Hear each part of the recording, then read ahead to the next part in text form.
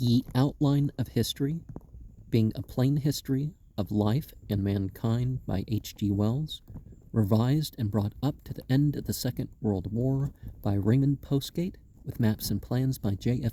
Horrobin, Volume 1. Book 1, Chapter 5, The Age of Mammals. Section 1, A New Age of Life. Section 2, Tradition Comes into the World. Section 3, An Age of Brain Growth. Section 4, The World Grows Hard Again. Section 1, the third great division of the geological record sketched out in the beginning of Chapter 2. The Cainozoic opens with a world already physically very like the world we live in today. Probably the day was at first still perceptibly shorter, but the scenery had become very modern in its character. Climate was, of course, undergoing age by age its incessant and irregular variations. Lands that are temperate today have passed since the Cainozoic age began through phases of great warmth, intense cold, and extreme dryness.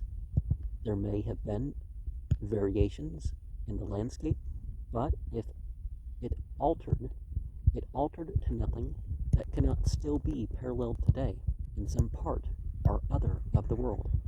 In the place of the cycads, sequoias, and strange conifers of the Mesozoic, the plant names that now appear in the lists of fossils include birch, beech, holly, tulip trees, ivy, sweet gum, breadfruit trees. Palms were now very important. Flowers had developed concurrently with bees and butterflies. We have come to the age of flowers. Flowering plants had already been in evidence in the latter levels of the Mesozoic, that is, the American Cretaceous, but now they dominated the scene altogether and everywhere. Grass was becoming a great fact in the world. Certain grasses, too, had appeared in the later Mesozoic, but only with the Cainozoic period came grass plains and turf spreading wide over a world that was once barren stone. The period opened with a long phase of considerable warmth. Then the world cooled. In the opening of this third part of the record, this Cainozoic period, a gigantic crumpling of Earth's crust and an upheaval of mountain ranges was in progress. The Alps, the Andes, the Himalayas are all Cainozoic mountain ranges. The background of an early Cainozoic scene, atypical, should display an active volcano or so. It must have been an age of great earthquakes also. Now, there are always active volcanoes, but there were ages where that was more common. So some Oligocene mammals, compared to a 6-foot man, Titanothere,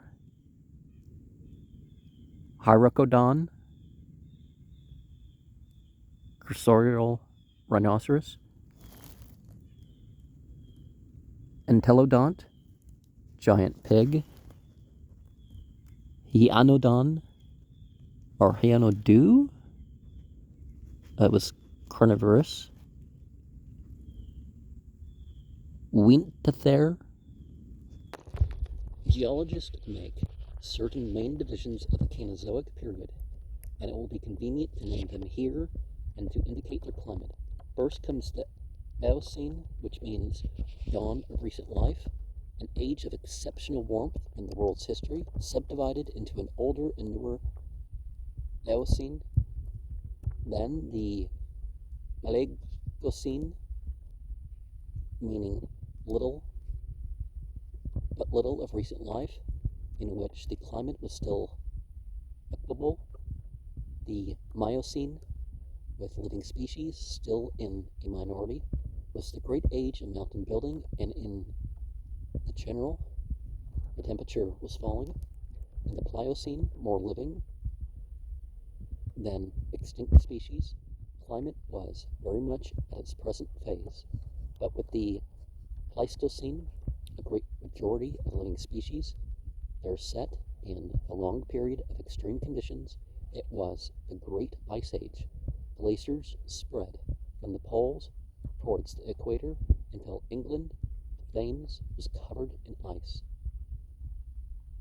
Thereafter, to our own time came a period of partial recovery. We may be moving now towards a warmer phase. In general, the past, 10,000 years, 500,000 years.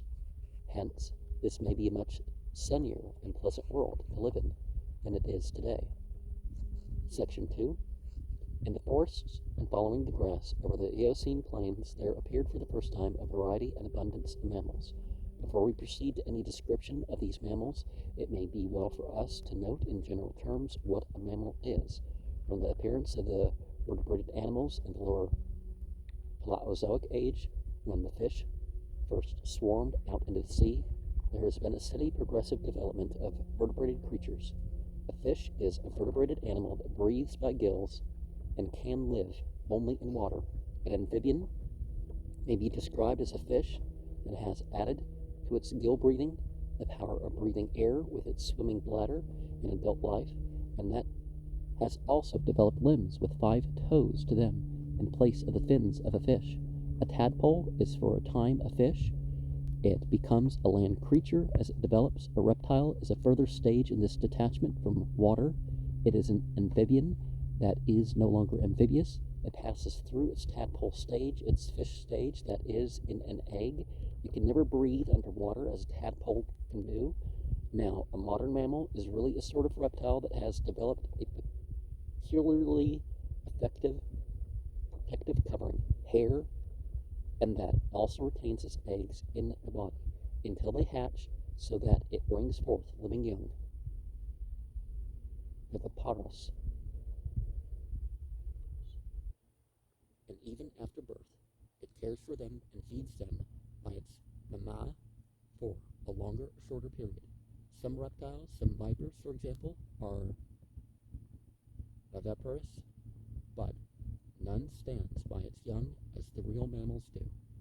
Both the birds and the mammals, which escaped whatever destructive forces made an end of the Mesozoic reptiles, and which survived to dominate the Caenozoic world, have these two things in common. First, far more effective protection against changes of temperature than any other variation of the reptile type ever produced, and secondly, a peculiar care for their eggs to protect them from cold. The bird by incubation and the mammal by retention, and a disposition to look after the young for a certain period after hatching or birth. In comparison with the mammal, the ordinary reptile is altogether reckless of its offspring. Hair was evidently the earliest distinction of the mammals from the rest of the reptiles. It is doubtful if the particular theriodont reptiles who were developing hair in the early Mesozoic were viviparous. 2 mammals survive to this day which not only do not suckle their young, but which lay eggs. The Ornithorhynchus and the Echidna. And in the Eocene, there were a number of allied forms. These 2 creatures, although they do not suckle their young, secrete a nutritive fluid from glands scattered over the skin on the belly side, but the glands are not gathered into mamma with nipples for sucking, as they are in other mammals. The stuff oozes out while the mother lies on her back, and the young browse upon her moist skin. They are the survivors of what was probably a much larger number and variety of small egg-laying hairy creatures, hairy reptiles, hoppers, climbers, and runners, which include the Mesozoic ancestors of all existing mammals, up to and including man, at any time in some out-of-the-way deposit. There may be yet a find of some such missing links. Well, there's such huge gaps, we really kind of don't need the missing links, but for some people, we kind of do. Need that to point out, we may put the essential facts about mammalian reproduction in another way. A mammal is a family animal, and the family habit involved in the possibility of a new sort of continuity of experience in the world. Compare the completely closed-in life of an individual lizard with the life of an even quite lowly mammal of almost any kind. The former has no mental continuity with anything beyond itself. It is a little self-contained globe of experience that serves its purpose and ends what the latter picks up from its mother and hands on to its offspring. All the mammals except for the two genera we have named had already before the lower Eocene age arrived at this stage of pre-adult dependence and imitation. They were all more or less imitative in youth and capable of a certain modicum of education. They all, as a part of their development, received a certain amount of care and example and even direction from their mother. This is as true of the hyena and rhinoceros as it is of the dog or man. The difference of educatability is enormous, but the fact of protection and educatability in the young stage is undeniable. Well, some animals are a lot smarter than people think, memorizing their terrain and all that sort of stuff, and the ability to be controlled by humans. Now, one would think that would be Miocene or Miocene, but we pronounce it scene, so we don't use the Latin pronunciation where the C's are always the K sound. Oxydactylus, primitive giraffe animal. Dicrurus, early horned deer. Maricotus, Neohipparion, desert horse. Tetrabelodon, long-jawed mastodon. So far as the vertebrated animals go, these new mammals with their viviparous, young protecting disposition, and these new birds with their incubating, young protecting disposition, introduce at the opening of the Cenozoic period a fresh thing into the expanding story of life, namely social association. The addition to hard and inflexible instinct of tradition and the nervous organization necessary to receive tradition.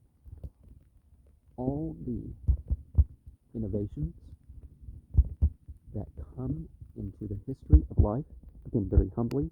The supply of blood vessels in the swimming bladder of the mudfish in the lower Paleozoic torrent river that enabled it to pull through a season of drought would have seemed at that time to the bodiless visitant to our planet we have already imagined a very unimportant side fact in that ancient world of great sharks and plated fishes, sea scorpions and coral reefs and seaweed, but it opened the narrow way by which the land vertebrates arose to predominance.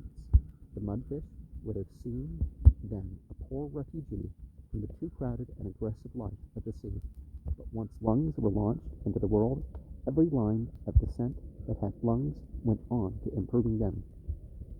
So too in the upper Paleozoic, the fact that some of the amphibia were losing their amphibiousness by a retardation of hatching their eggs would have appeared a mere response to the distressful dangers that threatened the young tadpole. Yet, that prepared the conquest of the dry land for the triumphant multitude of the Mesozoic reptiles, it opened a new direction towards a free and vigorous land life along which all the reptilian animals lived. And as you can see from the snow and stuff out here, it's just so cold for the reptiles to be out. And it's interesting that things seem to be beyond chance in what works the more they look into it. And this viviparous, young tending training that the ancestral mammalia underwent during that age of inferiority and hardship for them set going in the world a new continuity of perception, of which even today one begins to appreciate the significance. Section 3. A number of types of mammal already appear in the Eocene period. Some are differentiating in one direction and some in another. Some are perfecting themselves as herbivorous, quadrupeds, Some leap and climb among the trees, some turn back to the water to swim, but all types are unconsciously exploiting and developing the brain, which is the instrument of this new power of acquisition and educability.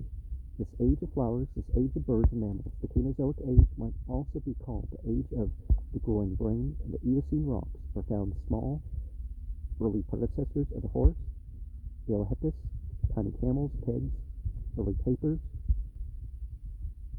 tapirs, is that how you say it? Early hedgehogs, monkeys and lemurs, opossums, and carnivores. Now, all these were more or less ancestral to living forms, and all had brains relatively much smaller than their living representatives.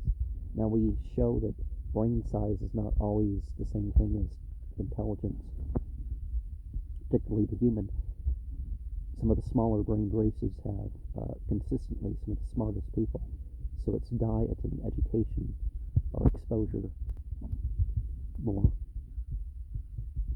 There is, for instance, an early rhinoceros-like beast, Titanotherium, with a brain not 1/10 the size of that of the existing rhinoceros.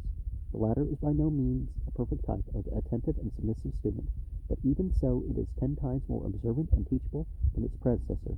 This sort of thing is true of all the orders and families that survive until today. All the Cainozoic mammals were doing this one thing in common under the urgency of a common necessity. They were all growing brain. It was a parallel advance. In the same order or family today, the brain is usually from 6 to 10 times what it was in the Eocene ancestor. The Eocene period displayed a whole series of herbivorous fruits, of which no representative survives today. Such were the Weenopteris and the Titanotheris. They were ousted by more specialized graminivorous forms as grass spread over the world. Some of the early humans to chew roots and tubers and stuff had very powerful jaws with even ridges on their head to support the jaw muscles. In pursuit of such beasts came great swarms of primitive dogs, some as big as bears and the first cats. One in particular, Smilodon, a small, fierce-looking creature with big knife-like canines, the first saber-toothed tiger, which was to develop into greater things. American deposits in the Miocene display a great variety of camels, giraffe camels with long necks, gazelle camels, llamas, and true camels. North America, throughout most of the Cainozoic period, appears to have been an open and easy continuation with Asia, and when at last the glaciers of the Great Ice Age and then the Bering Strait came to separate the two great continental regions, the last camels were left in the Old World and the llamas in the New World.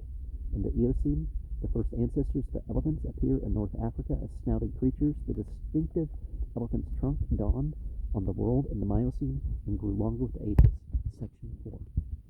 Through millions of animal generations, the spinning world circled about the sun. Slowly its orbit, which may have been nearly circular during the equable days of the early Eocene, was drawn by the attraction of the circling outer planets into a more elliptical form. Its axis of rotation, which heeled over to the plane of its orbit, as the mast of a yacht under a sail heels over towards the water, heeled over by imperceptible degrees, a little more and a little more, and each year its summer point shifted a little farther from perihelion round its path.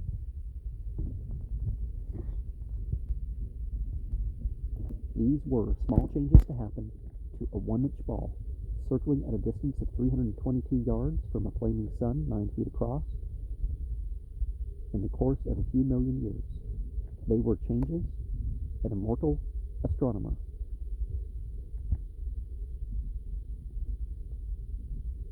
Neptune, watching the Earth from age to age, would have found almost imperceptible, but from the point of view of the abounding mammalian life of the Miocene, they mattered profoundly. Age by age the winters grew, on the whole, colder and harder and longer relatively to the summers. Age by age the summers grew briefer, On an average, the winter snow lay a little later in the spring each century, and the glaciers in the northern mountains gained an inch this year, receded half an inch next, came on again a few inches, and so on.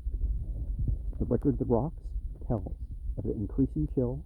The Pliocene was a temperate time, and many of the warmth-loving plants and animals had gone from temperate latitudes.